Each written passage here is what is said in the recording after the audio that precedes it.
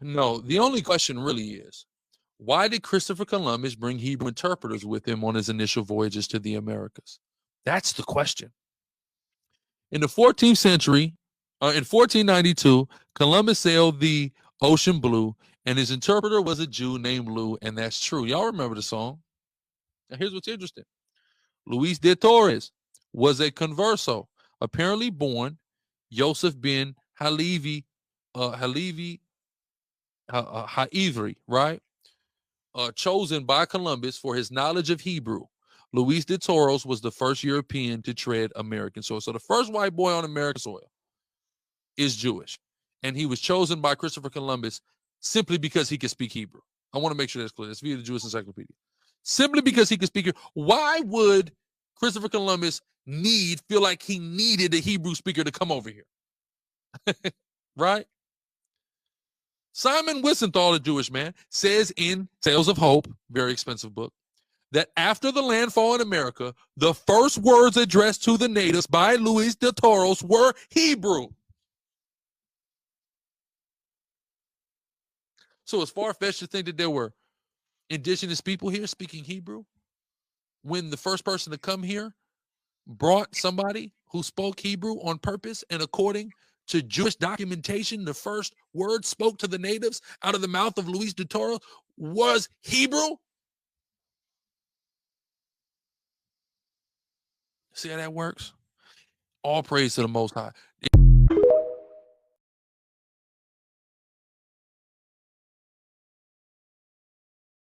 It never fails. As always. For some reason, Africans seem to think that they know our history better than we do. That's what's the shame. Let's get it.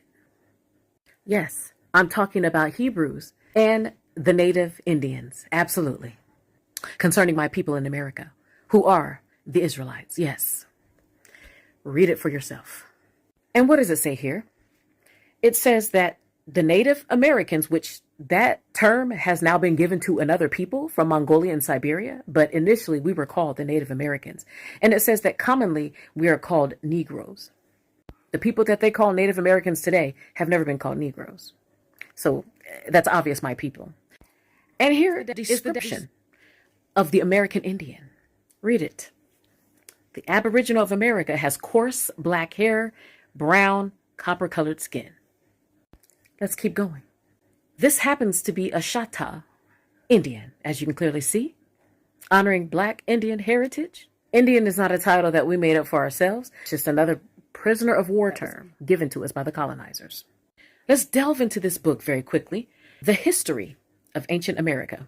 In this book, it clearly states that the natives of the continent that Columbus went to, which was South America he went to, but he dubbed that both of the continents of North and South America were of Hebrew extraction. And as you can see, it says Aborigines. What does it say? It says that ancient America is the land where the Israelites walked, but where the sun bestows its last smile. The sun rises in the east and it sets in the west. We're in the west. People in North and South America are what? The Aborigines of America. Let's keep going, since you think it's a shame that I'm calling myself an indigenous person and also an Israelite. Hebrew. It says that we practice the laws of Moses in ancient America. It doesn't say Africa.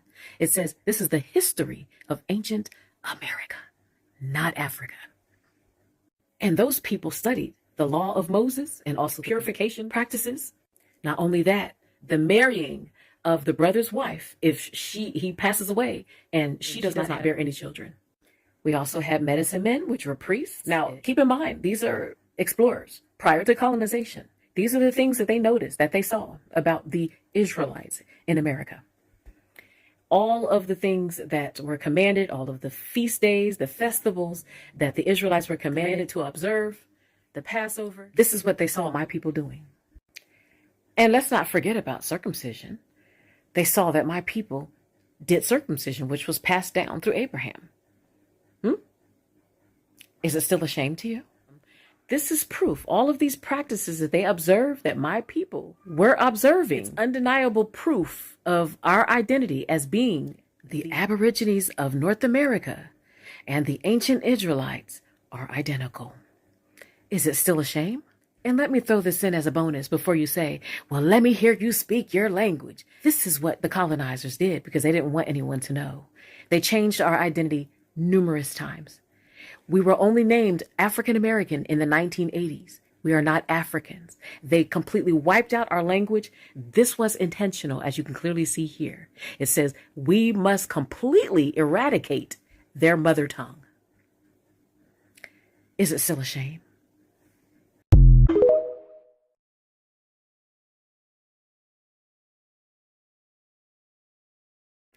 Shalom Alaikum, Jackson 2 Bears. Mr. Baloo, what's the use of saying Shalom Alaikum to me? I'm a full Sioux Indian. I'm not one of the chosen people. Oh.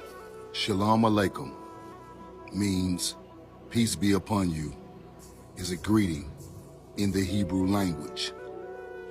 The general community thought Shalom Alaikum was in the Chickasaw language. Let's keep going. All right, go ahead being stubborn if you want Well, it. I ain't stubborn. Oh, not much you ain't. You know, according to an ex-congressman of these United States I heard give a lecture at the Chautauqua this winter, Indians is the lost tribe of Israel, but he won't admit it. Were the mound builders. Everybody had an opinion. And David's opinion agreed with a lot of other people, although it was ridiculed. That is, that they were at least descendants of the lost tribes of Israel. Because after all, the Indians were savages and they could not have built geometric works such as these. So when David discovered stones with Hebrew on them, then the trouble began. When David discovered stones with Hebrew on them, then the trouble began.